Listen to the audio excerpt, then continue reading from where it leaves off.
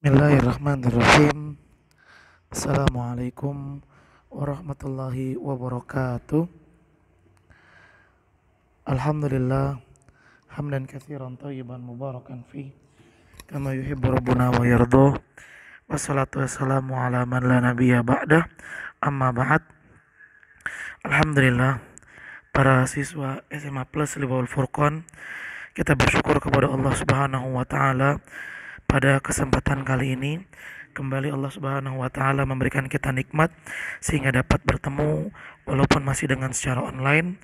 Mudah-mudahan Allah Subhanahu wa taala selalu memberikan kepada kita semangat, selalu memberikan kepada kita istiqomah, selalu memberikan kepada kita kemudahan, kelancaran dan juga kesempatan untuk selalu menuntut ilmu, untuk selalu belajar ilmu, dan memberikan kepada kita kemudahan dalam memahami ilmu, serta memberikan kepada kita tambahan ilmu yang bermanfaat, ilmu yang barokah, ilmu yang menjadikan kita semakin memahami Islam, semakin dekat kepada Allah, semakin bertakwa, semakin berbakti kepada orang tua, sehingga Allah Subhanahu wa taala meridhoi kita semua. Dan tidak lupa pula, marilah kita senantiasa memperbanyak salawat dan salam kepada junjungan kita Nabi yang mulia, Nabi Muhammad Sallallahu Alaihi Wasallam, juga kepada keluarganya, kepada para sahabatnya, dan kepada orang-orang yang selalu mengikuti jejak sunnah beliau hingga hari kiamat. Allahumma la sahla illa ma ja'altahu sahla wa anta taj'alul hazana idza syi'ta sahla. Rabbi shrah li sadri wa yassir li amri wahlul 'uqdatam min lisani yafqahu qawli. Rabbana zidna ilman warzuqna fahman. Ahibati fillah, para siswa SMA Plus Liwaul Furqan, pada pertemuan yang lalu kita membahas tentang al-iqalah. Al-iqalah dalam jual beli. Ya, ini kita murojaah dulu sebelum kita lanjut ke pembahasan yang baru. Mudah-mudahan kalian selalu memurojaah pelajaran, karena penting bagi kita ya ikhwan untuk selalu mengulang-ulang pelajaran secara mandiri supaya pembahasan yang baru tidak berat untuk kita pahami. Terlebih pembahasan tentang fikih ini, karena fikih itu pembahasannya saling berkaitan. Kalau pembahasan yang sebelumnya tidak kita murojaah, tidak kita ulang, maka akan terasa berat bagi kita memahami pembahasan yang baru. Oleh karena itu, solusi cara agar kita selalu mendapatkan kemudahan dalam memahami pelajaran-pelajaran yang baru ialah dengan memurojaah pelajaran-pelajaran yang sudah lewat. Dan ini akan menjadikan kita orang yang selalu giat dalam belajar, orang yang selalu semangat dalam menuntut ilmu. Baik. Nah, di pertemuan yang lalu kita membahas tentang iqalah. Iqalah dalam jual beli. Apa sih itu iqalah? Iqalah itu adalah membatalkan transaksi jual beli yang telah dilaksanakan antara penjual dan pembeli, dan di mana pembatalan ini diterima secara ridho oleh penjual dan juga si pembeli, oleh penjual dan si pembeli. Dia iqalah. Misalnya seorang pembeli ya membeli sepeda, setelah dia bayar sudah sepakat, ternyata dia berpikir lagi kalau saat itu dia belum terlalu butuh sama sepeda, dia hanya nafsu untuk beli sepeda karena mengikuti ya tren yang ada saat ini. Kemudian dia berpikir sedangkan kebutuhan yang dia tanggung masih banyak, belum terpenuhi. Lalu dia pun mendatangi penjual dan meminta kepada penjual untuk membatalkan jual belinya. Nah, ini namanya iqalah. Ya, iqalah. Dan bagi si penjual dianjurkan oleh Islam penjual untuk menerima permintaan pembatalan jual beli dari si pembeli. Ya, atau dia membelinya secara diangsur. Ya. Kemudian ketika dia lihat lagi, dia hitung lagi, dia merasa kayaknya nggak bakalan mampu membayar. Lalu dia minta kepada si penjual untuk membatalkan transaksi jual belinya. ya. Kemudian dibatalkan tanpa penambahan biaya, tanpa pengurangan biaya, ya. Si penjual nggak meminta, nih tadi kan kamu beli 1 juta ya, karena tadi sudah sepakat, terus kamu membatalkan, uangnya saya kembalikan 900.000. Tidak dikurangi uangnya, tapi dikembalikan utuh 1 juta, sepedanya juga dikembalikan utuh seperti sedia kala, ya. Dan dalam iqalah ini besar sekali pahala yang dijanjikan oleh Allah Subhanahu wa taala, di mana Nabi Shallallahu alaihi wasallam bersabda, barang siapa menerima iqalah, pembatalan jual beli seorang muslim, siapa yang menerima permohonan pembatalan jual beli dari seorang muslim, maka Allah Subhanahu wa taala akan memaafkan kesalahannya pada hari kiamat. Artinya hebati fillah para siswa SMA Plus Liwaul Furqan, bahwa iqalah ini termasuk salah satu sebab yang akan mendatangkan ampunan dari Allah Subhanahu wa taala. Nah, tentunya ahibati fillah, dalam jual beli ini kita tidak hanya melihat untung sama ruginya. Enggak.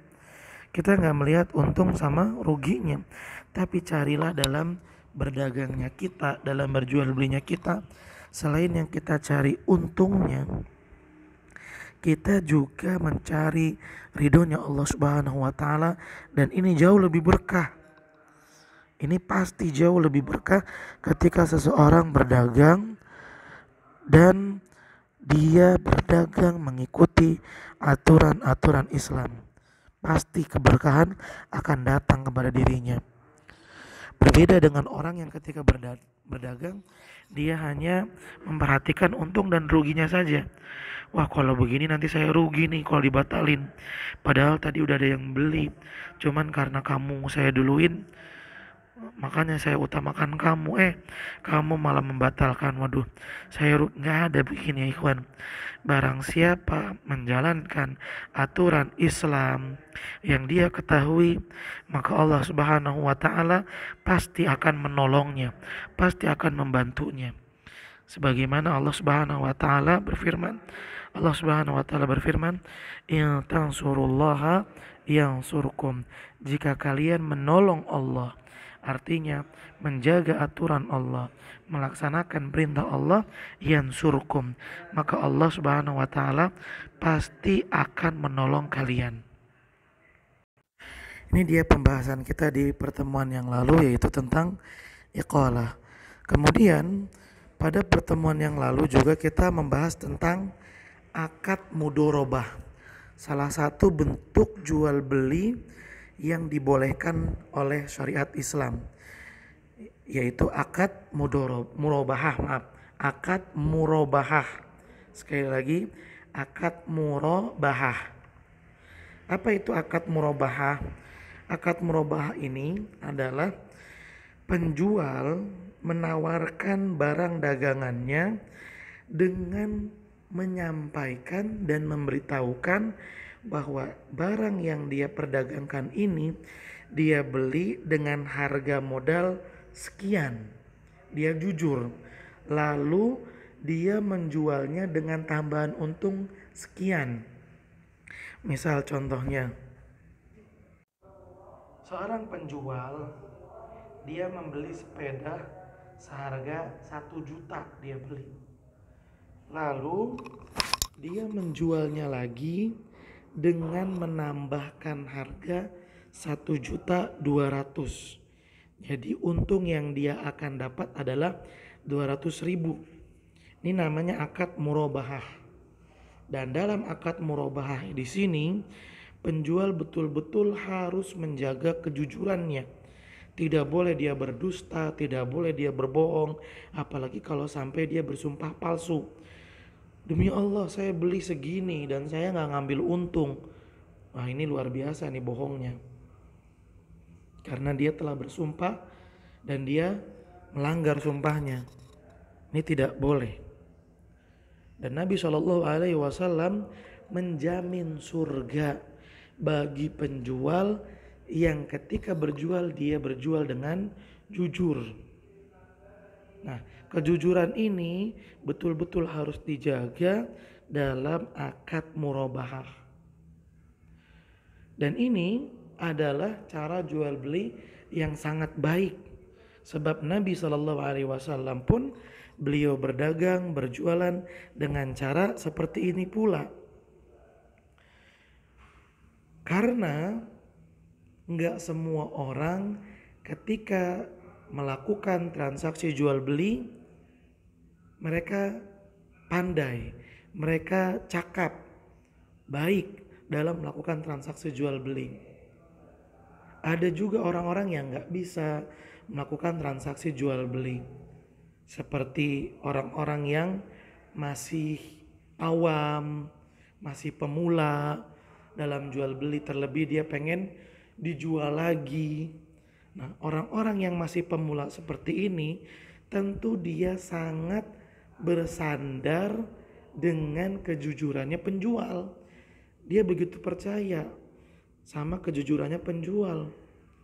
Ya, orang-orang yang masih awam, masih pemula dalam jual beli, tentu yang dia cari adalah para pedagang yang jujur, yang mengatakan berapa modal yang dibeli dan berapa untung yang ingin dia dapat. Pasti para pembeli awam, ya para pembeli pemula datangnya ke penjual seperti itu.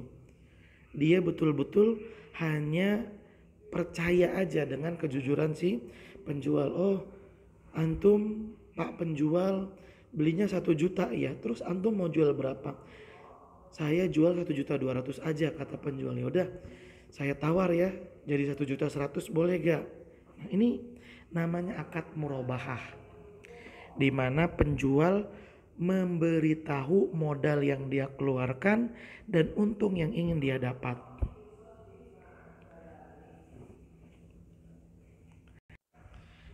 Namun sekali lagi, transaksi jual beli murabahah ini betul-betul harus menjaga kejujuran.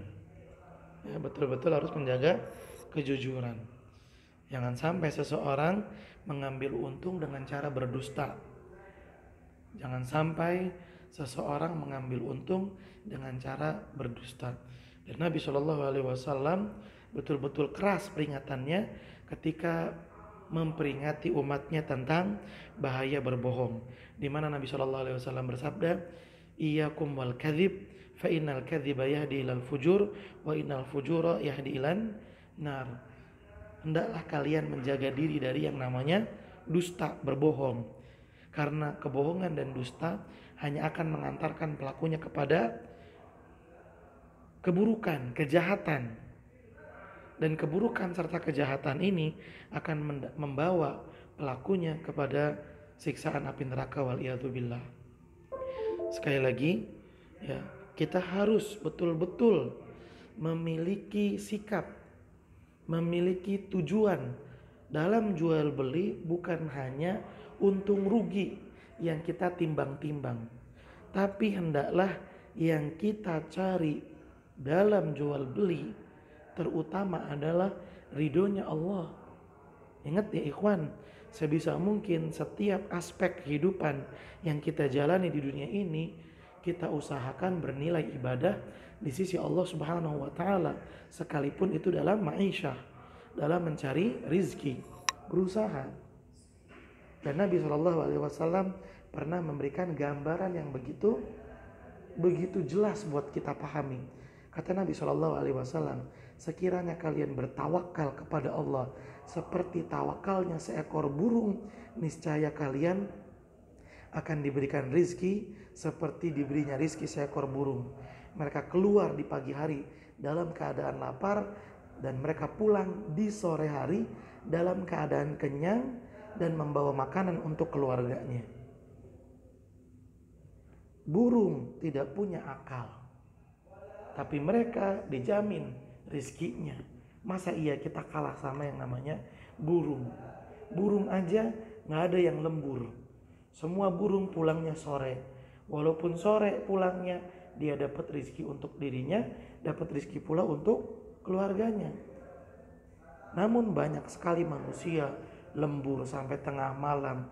Cuman kebutuhannya nggak tertutup-tutup. Kebutuhannya masih banyak. Terus mengeluh kurang. Kenapa? Karena ketika mereka mencari rezeki, mereka tidak mencarinya sesuai dengan aturan yang Allah ajarkan. Nah, kita sebagai orang Islam, sebagai orang beriman yang mempelajari Al-Quran, mempelajari hadis Nabi Shallallahu Alaihi Wasallam sesuai dengan pemahaman salafus saleh, hendaklah kita menjadi orang-orang yang mencari rizki sesuai dengan ketentuan Allah agar kebutuhan kita terjamin, dicukupi oleh Allah Subhanahu wa Ta'ala. Tayyib, ahibati fillah, para siswa SMA Plus Liwaul Furqan. Kemudian pembahasan pada pertemuan yang lalu yang kita lewati juga adalah jual beli taqsid. Jual beli dengan cara at-taqsid. Artinya jual beli yang pembayarannya dengan cara diangsur, kredit kalau kita bilang mah zaman sekarang. Apa hukumnya jual beli dengan cara dikredit? Dalam Islam, jual beli dengan cara kredit hukumnya boleh. Ya. Contohnya adalah misal seorang pedagang menjual mobil seharga 40 juta. Seharga 40 juta. Kalau secara kontan harganya 40 juta. Tapi kalau dikredit, diangsur, harganya jadi 60 juta.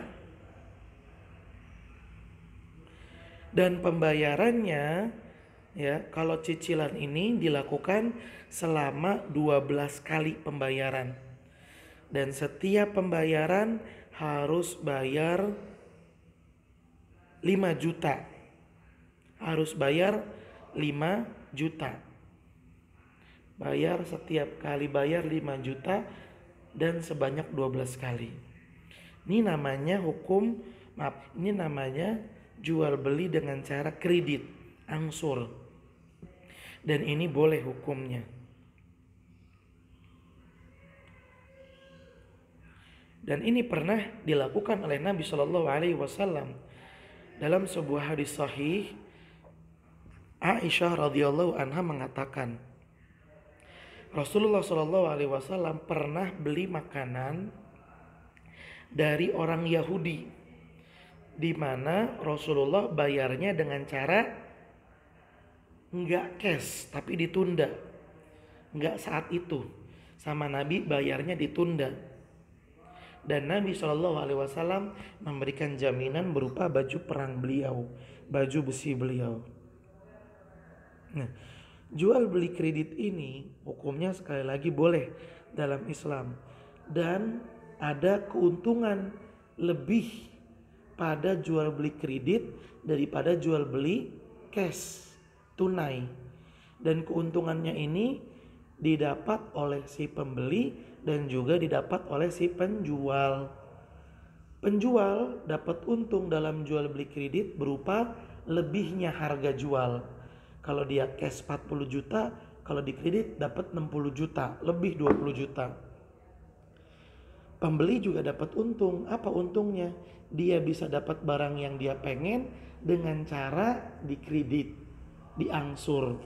Dia dapat barang yang dia pengen walaupun dia belum memiliki uangnya. Ini juga kan keuntungan. Tapi kenapa dilebihin harganya? Emang boleh. Kenapa nggak dijual 40 juta tunai, cash, kreditnya juga 40 juta? Kenapa nggak begitu aja? Kok malah dilebihin? Emang boleh? Boleh ya ikhwan. Karena si penjual memberikan jangka waktu kepada si pembeli untuk membayar.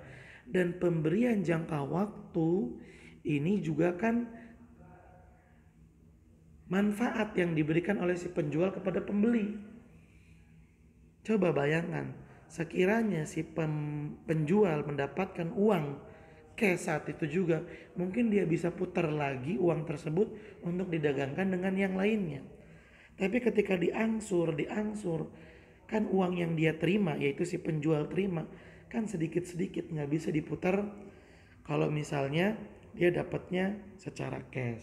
Berbeda, makanya si penjual juga memberikan keuntungan dalam kredit, makanya sama dia ditambahkan harga jualnya.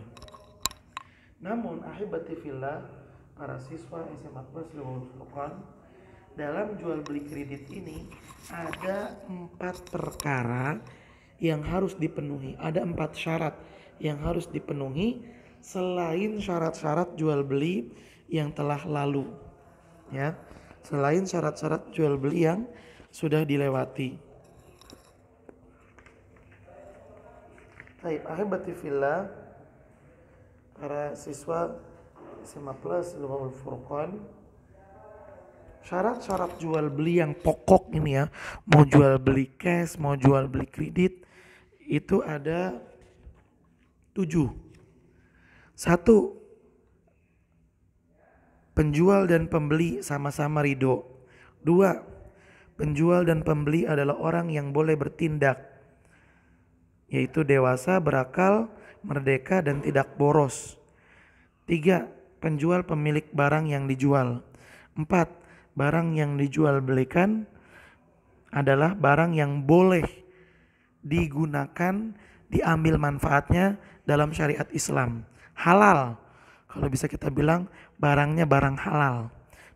Yang kelima, barang yang dijual belikan bisa diserah terima. Bisa diserah terima. Yang keenam, barang yang dijual belikan diketahui, ya, bukan barang yang misteri, tapi diketahui. Yang ketujuh, harganya juga diketahui. Itu 7 syarat pokok dalam jual beli secara cash atau secara kredit. Adapun secara kredit ditambahin lagi 4 syarat. Berarti ada 11 kalau kredit. 7 tadi yang sudah disebutkan. Yang ke-8, barang yang dijual secara kredit adalah kepemilikan penuh si penjual. Jadi betul-betul sudah ada di tangan penjual. Nggak boleh begini, Ana mau jual TV nih, kredit aja 4 juta, mau gak antum? Mau. Antum berapa DP-nya? Dah, DP-nya 1 juta nih Ana bayar. Setelah dibayar 1 juta, si penjual baru nyari-nyari TV. Dia datang-datang ke toko-toko elektronik. Artinya TV-nya belum dipegang sama dia. Nah, ini gak boleh. Sekali lagi, barang yang dijual secara kredit sudah secara penuh berada di tangan penjual. Yang kedua, tidak boleh menetapkan kepada si pembeli untuk menambahkan uang lebih dari yang disepakati kalau si pembeli telat bayar.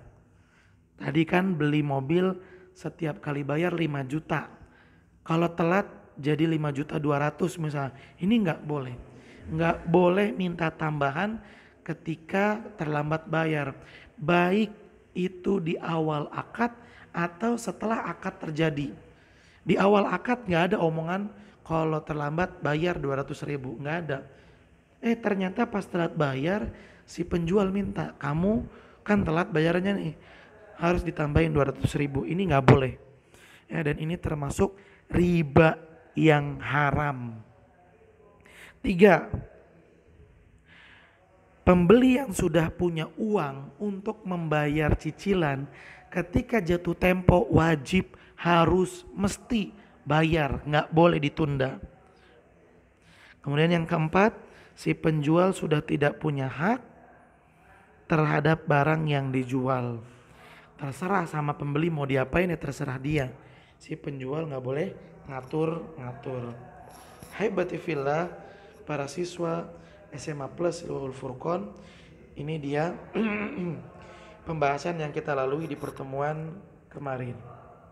Haibati fillah, para siswa SMA Plus Lubul Furqan, dan alhamdulillah dengan demikian bab pertama dari jual beli telah selesai. Nah, sekarang kita masuk ke dalam bab yang kedua.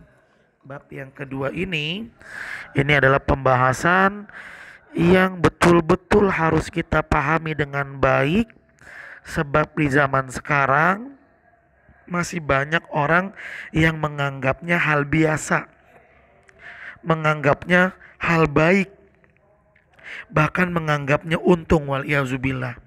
Padahal bab kedua ini adalah perkara yang berat tanggungannya dan kelak pelakunya pasti disiksa di dalam api neraka oleh Allah Subhanahu wa taala.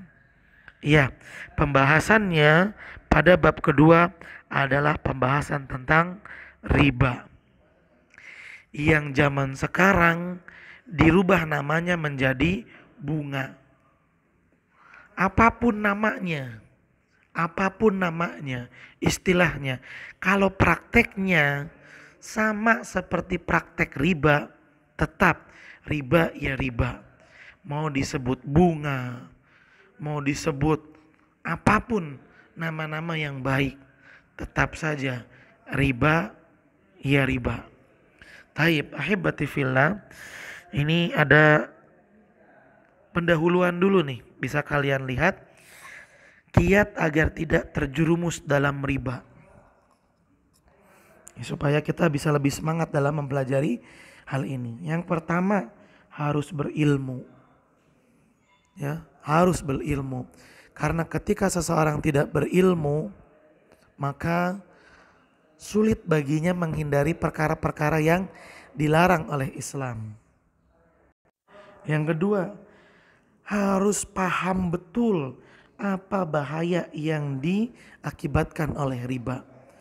Karena manusia itu jiwanya kalau dikasih tahu bahaya-bahayanya baru dia menghindari. Tapi kalau dia belum tahu bahayanya, kalau cuman sekedar larangan, nggak bakalan dia menghindarinya. Sedikit orang yang menghindarinya. Kadang malah penasaran, pengen tahu. Yang ketiga, jangan ngegampangin urusan hutang. Ya, kalau memang belum waktunya punya karena belum punya uangnya, ya jangan dipaksakan, sabar. Yang keempat, milikilah sifat qanaah. Apa itu qanaah? Ridho, menerima, bersyukur, senengin dengan apa yang dimiliki saat itu. Gak usah menghayal-hayal yang belum dimiliki. Ada pepatah mengatakan, ya, makan singkong yang ada sekarang nih, yang ada di depan mata, makan singkong yang ada tersaji di depan mata, itu lebih enak daripada ngebayangin makan daging yang baru hanya ada di pikiran doang, baru ada di khayalan saja. Makan singkong lebih enak ketimbang makan daging yang baru ada di khayalan doang. Ini termasuk sifat qanaah. Dan yang kelima, banyak-banyak berdoa kepada Allah Azza wa Jalla. Tayyib ahibati fillah, para siswa SMA Plus Liwaul Furqan, itu dia kiat agar kita tidak terjerumus dalam bahayanya riba. Baik, kemudian pembahasan yang berikutnya ya, dalam bab kedua ini adalah tentang pengertian riba. Baik, kita buka buku fikih Muyasar agar lebih jelas pemahaman kita terhadap riba. Penulis mengatakan al-babu tsani, bab yang kedua, fir riba, dalam permasalahan riba. Wa fihi masail, dan dalam bab kedua ini ada beberapa permasalahan yang akan dibahas. Al-mas'alatul ula, pembahasan yang pertama, ta'rifur riba, pengertian riba, wa hukmuhu, dan hukum riba. Al-awwal, yang pertama, ta'rifuhu, pengertian riba. Ar-riba fil lughah az-ziyadah. Riba secara bahasa artinya adalah tambahan. Riba dalam bahasa Arab secara bahasa itu artinya tambahan. Jadi kalau misalnya ada tambahan, boleh kita bilang riba secara bahasa. Ya. Segala bentuk tambahan boleh dibilang riba secara bahasa. Cuman itu tidak umum. Karena umumnya istilah riba itu bukan diterjemahkan dengan arti bahasanya, tapi diterjemahkan dengan arti istilahnya. Apa arti istilah untuk riba wa syar'an? Ziyadatu ahadil badalainil mutajanisaini min ghairi an yuqabila hadhihi ziyadah iwadun. Artinya adalah tambahan ziyadah, tambahan ahadil badalaini mutajanisain, tambahan pada salah satu badalaini mutajanisain, barang yang dibarter dan bentuknya sejenis. Uang sama uang, emas sama emas, beras sama beras. Misalnya seperti itu. Dua barang yang sama terus dibarter. Kemudian salah satunya ditambahin. Min goiri, tanpa an yuqabila hadhihi ziyadata iwadun. Tanpa memberikan kompensasi, memberikan imbalan terhadap tambahan tersebut. Sekali lagi saya terangkan, jadi riba itu secara istilah memberikan tambahan pada salah satu barang barter yang sejenis, dan tambahan ini tidak dikasih imbalan, tidak dibalas dengan imbalan. Misalnya ada uang 100.000 rupiah ditukar sama 100.000 rupiah juga. Kalau yang satu 100.000 rupiahnya satu lembar, yang satu lagi 100.000-nya recehan, ditukar tapi dilebihin. Kalau yang selembar 100.000 dia ngasihnya selembar 100.000. Nah kalau yang recehan dia ngasihnya 90.000, dikurangin. Artinya ada kelebihan kan di sini, dan tidak ada kompensasi yang dijadikan imbalan. Dalam hal ini haram. Ini disebut dengan riba.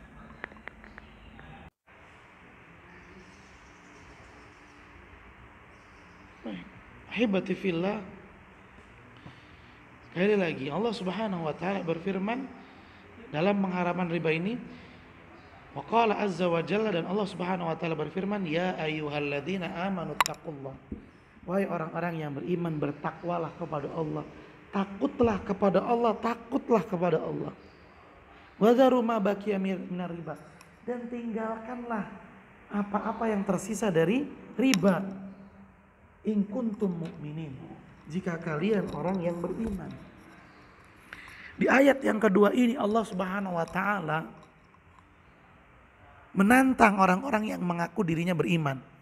Kalau kalian betul-betul beriman kepada Allah, percaya dengan janji Allah, percaya dengan ketetapan Allah, kalian pasti akan meninggalkan yang namanya riba.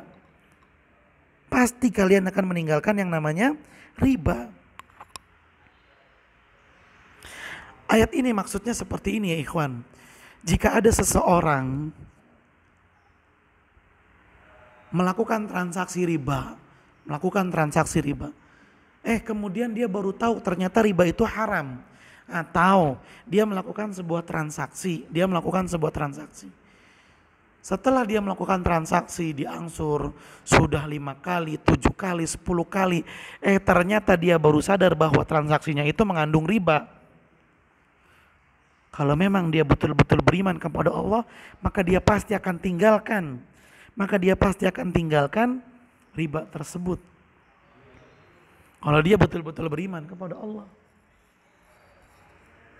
Di sini Allah Subhanahu wa taala mengatakan, wahai orang-orang yang beriman, jika kalian betul-betul beriman, tinggalkanlah riba dan takutlah kepada Allah.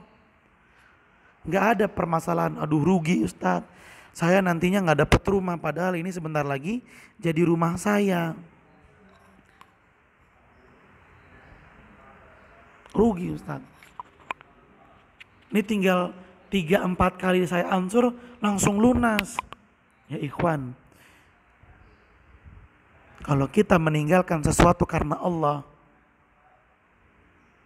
maka Allah akan gantikan dengan yang lebih baik.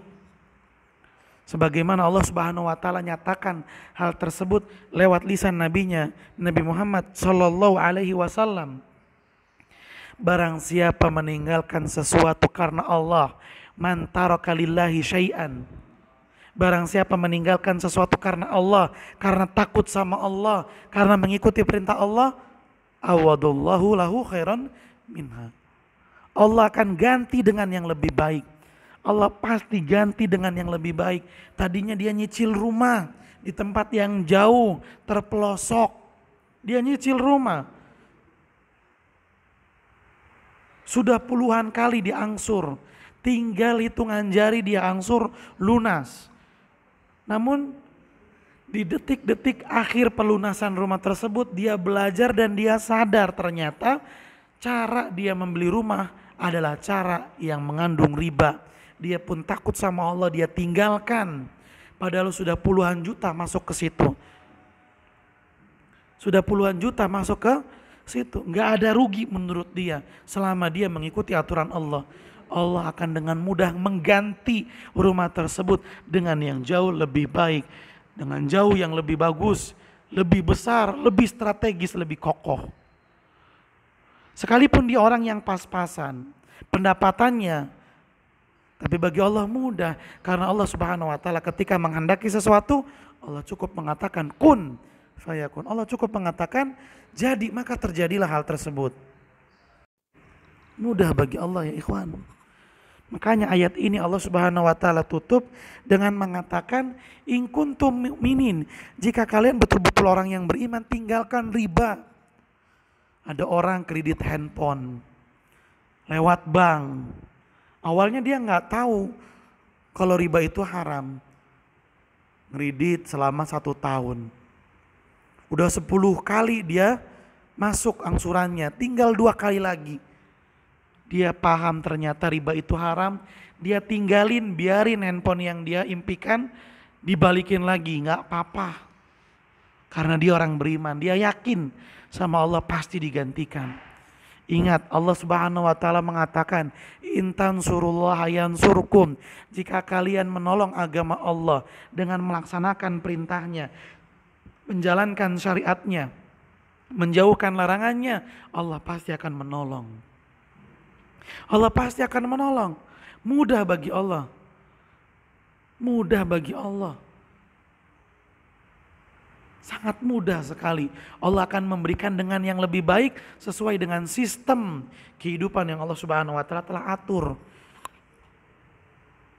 Boleh jadi setelah dia kembalikan handphonenya, tiba-tiba ada dari kerabatnya yang pulang kampung dari merantau bawa handphone yang lebih baik, kemudian dikasih ke orang tersebut. Mudah bagi Allah. Allah yang menggerakkan hati manusia. Cuman terkadang kitanya yang suka lebih sok pandai, lebih sok pintar daripada Allah Subhanahu wa taala. Merasa dirinya lebih tahu, lebih ngerti daripada Allah. Maka pada saat itulah siapa yang menganggap dirinya lebih tahu daripada aturan Allah, saat itu juga dia sedang menjerumuskan dirinya ke lubang kebinasaan dan kerugian.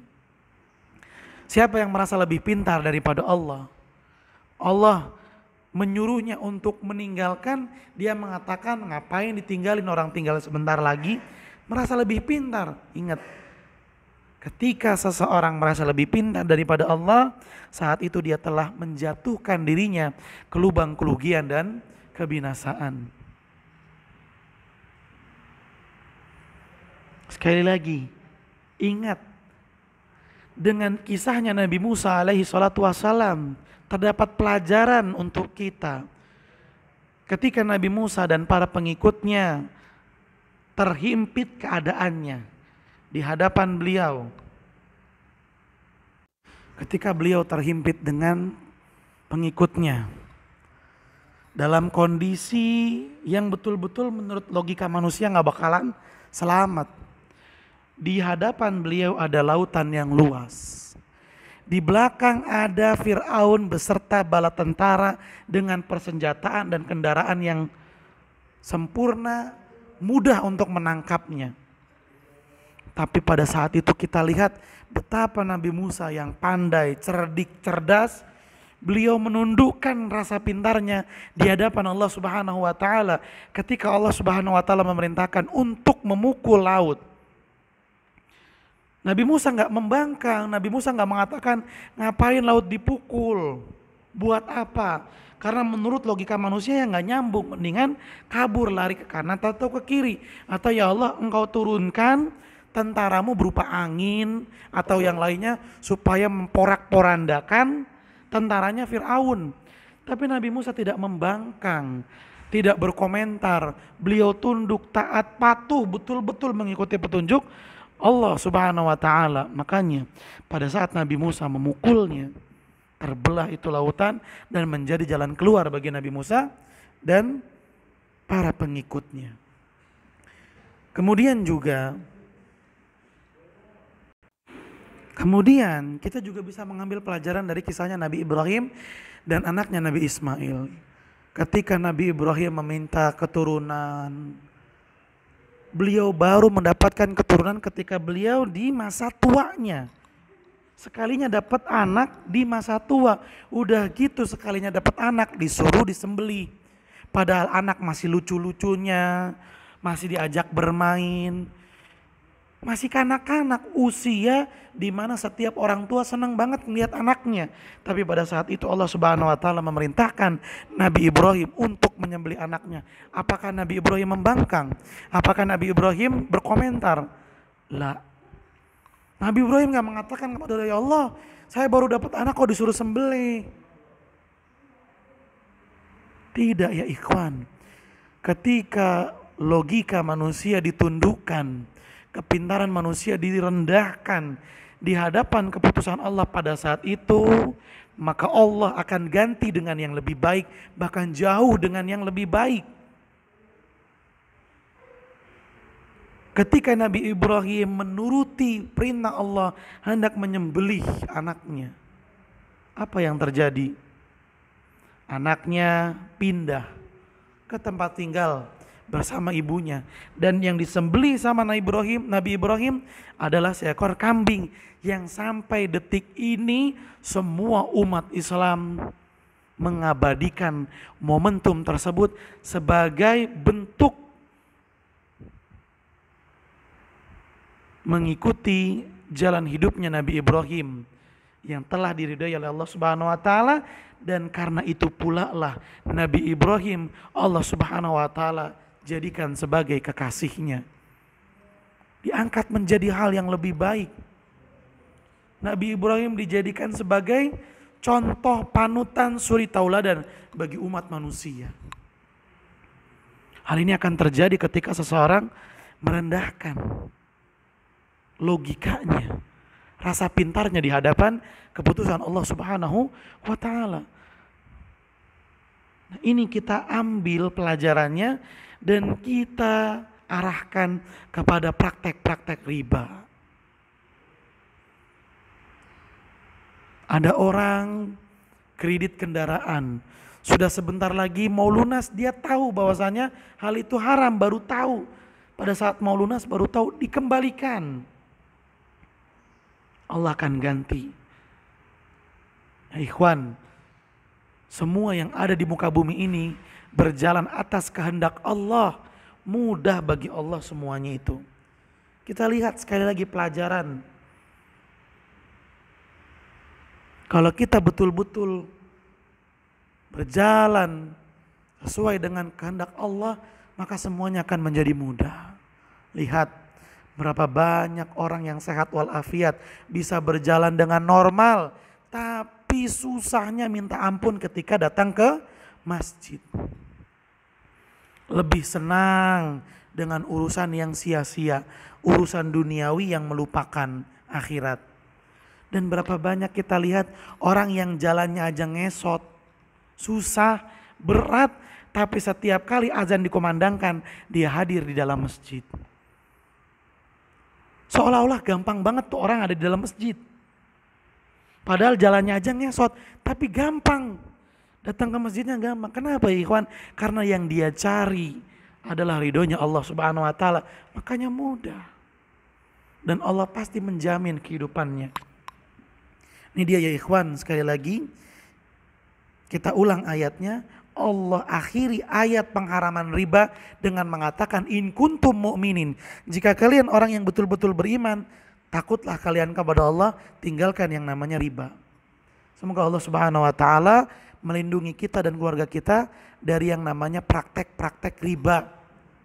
Dan Allah Subhanahu wa taala menganugerahkan kepada kita rizki-rizki yang halal yang mencukupi kebutuhan kita dan menjauhkan kita dari hal-hal yang haram. Ahibati fillah, para siswa SMA Plus Tibawul Furqan. Kemudian dalam ayat yang lainnya Allah Subhanahu wa taala mengancam. Di sini penulis mengatakan wa tawa'ada subhanahu wa ta'ala al-muta'amili birriba.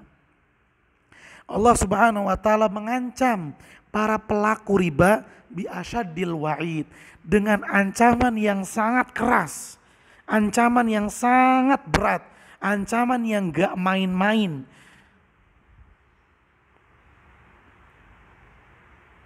Ancaman yang bagi setiap orang masih memiliki hati yang bersih, pikiran yang sehat, tentu dia akan sangat waspada terhadap ancaman tersebut.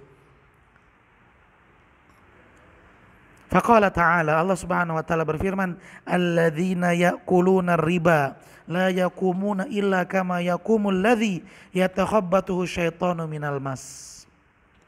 Lihat ancaman Allah bagi para pelaku riba, orang-orang yang makan, mengambil, bermuamalah, bertransaksi dengan riba, kelak di hari kiamat tidak dapat berdiri. Gimana caranya berjalan kalau dia gak bisa berdiri? Sedangkan di hari kiamat kita harus berjalan. Berjalan ketika melewati sirat. Berjalan ketika dihadapkan dengan timbangan. Perjalanan akhirat jauh, berat dan panjang. Gimana kalau misalnya seseorang gak mampu berdiri? Keadaannya luar biasa ya ikhwan. Yang bisa berjalan aja belum tentu selamat ketika melewati sirat. Bagaimana dengan orang yang tidak bisa berdiri? Waliyazubillah. Kelak di hari kiamat tidak akan bisa berdiri. Dan kalaupun dia berdiri, dia berdirinya seperti orang yang kesambet, orang yang sempoyongan, orang yang jalannya gak lurus.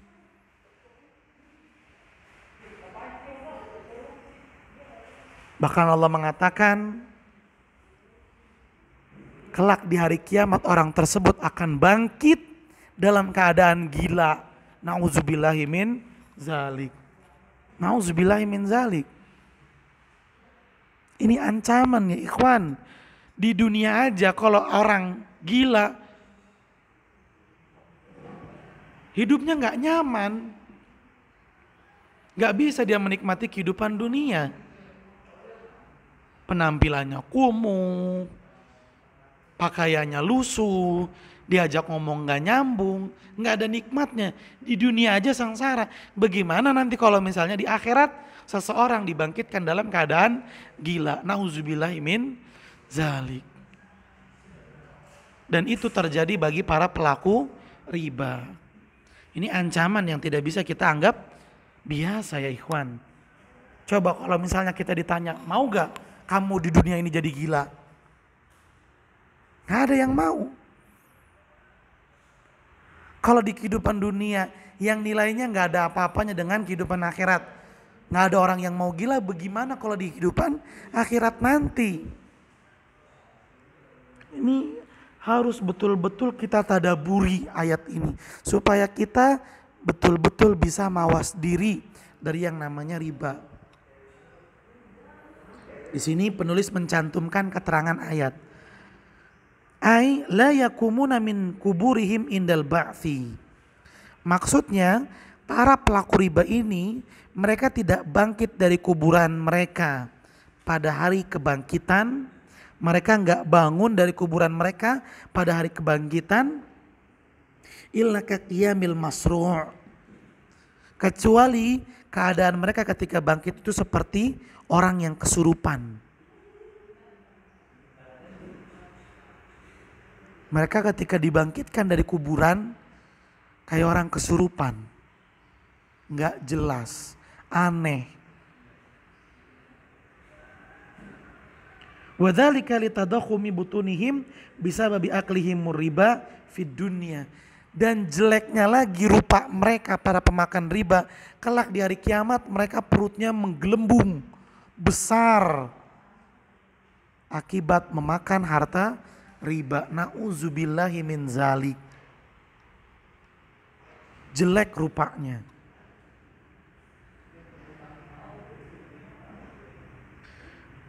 Kemudian penulis mengatakan wa'adahu Rasulullah sallallahu alaihi wasallam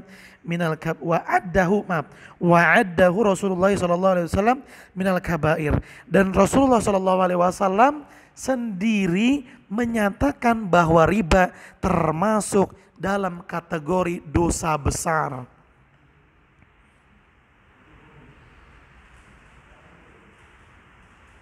Riba termasuk dalam kategori dosa besar. Wala'ana kullal muta'amilina birriba. Dan Nabi secara terang-terangan melaknat, secara jelas melaknat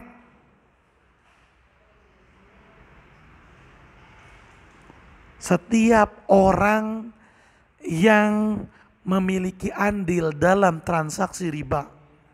Semua orang yang memiliki andil dalam transaksi riba terlaknat. Nauzubillahi min zalik. Siapa yang dimaksud dengan semua orang yang ikut serta dalam transaksi riba? Kita ikuti dulu penjelasannya. Ala ayyi halin kanu.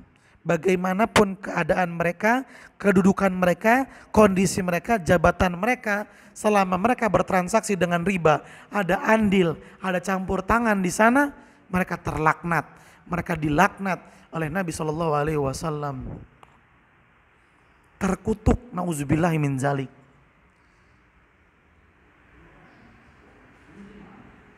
Fa'an Jabir radhiyallahu anhu, dari sahabat yang bernama Jabir radhiyallahu anhu, qala, beliau berkata, la'ana Rasulullah sallallahu alaihi wasallam akila riba.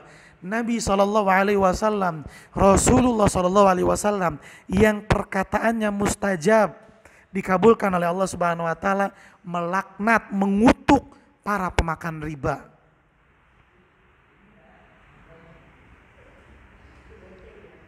Wa mukilahu, dan orang yang memberi riba.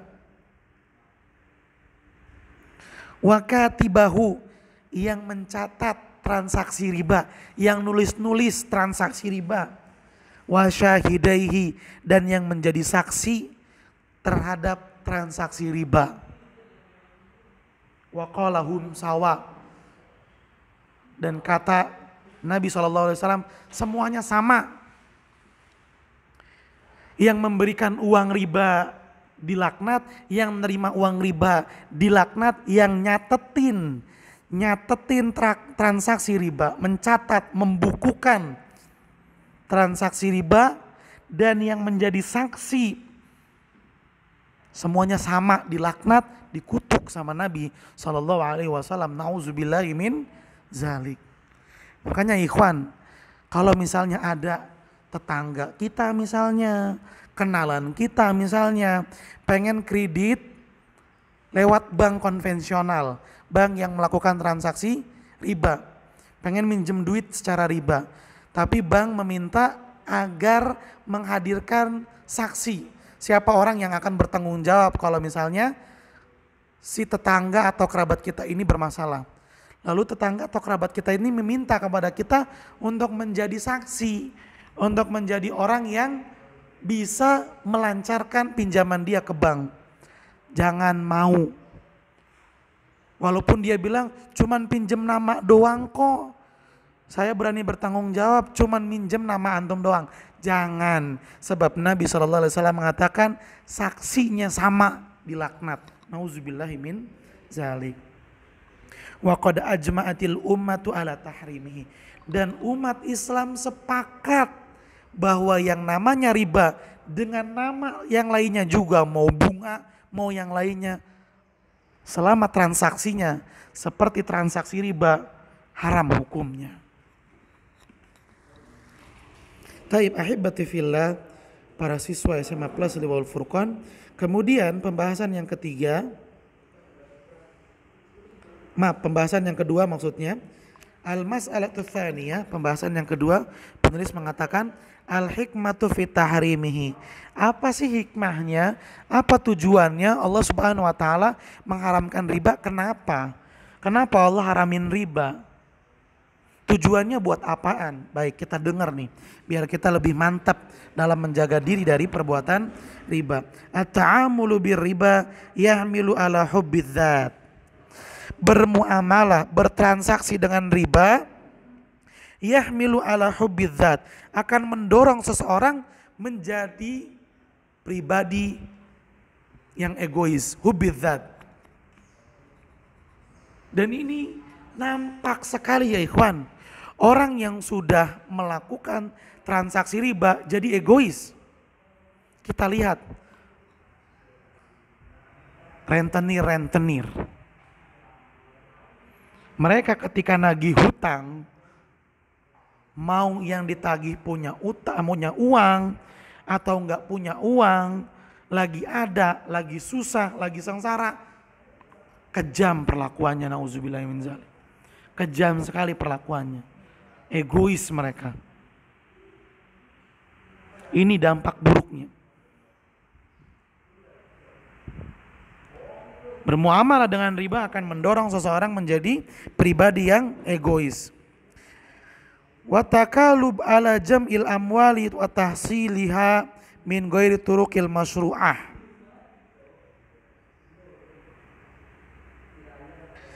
Dan bermuamalah dengan riba jelas adalah muamalah yang tidak syar'i, tidak sesuai dengan syariat Islam.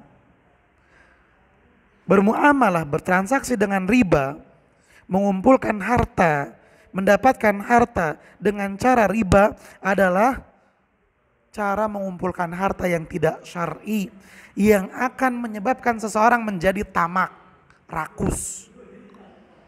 Ingat firman Allah Subhanahu wa taala, alhaakumut takatsur. Sikap tamak akan menjadikan kalian binasa.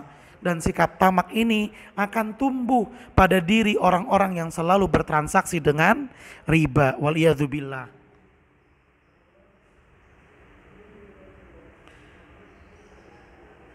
Wa tahrimuhu rahmatan bil ibad. Dan pengharaman riba ini adalah bentuk rahmat, bentuk kasih sayang Allah untuk para hamba-hambanya. Akan terjalin yang namanya kasih sayang, sikap peduli, sikap saling membantu di antara umat manusia ketika riba itu diharamkan. Ada orang membutuhkan pertolongan, kita bantu memberikan uang. Ada orang ingin meminta pinjaman, kita pinjemin tanpa memberikan tambahan yang membebani. Bayangkan, dia minjem duit itu pasti sudah susah. Kalau dia nggak susah, ngapain dia minjem duit? Kalau dia sampai minjem duit, itu namanya dia sedang susah. Udah susah, dicekek lagi namanya. Dengan cara dilipat gandakan utangnya. Ini namanya nggak mengasihi sesama. Tapi ketika riba diharamkan, ketika seseorang minjem uang kita kasih. Nggak usah pakai tambahan biaya. Jatuh tempo kita tagih belum ada uangnya, kita tambahkan lagi waktunya. Ini namanya sikap berkasih sayang. Kata Allah, siapa yang sayang sama yang ada di muka bumi, disayang sama yang ada di langit.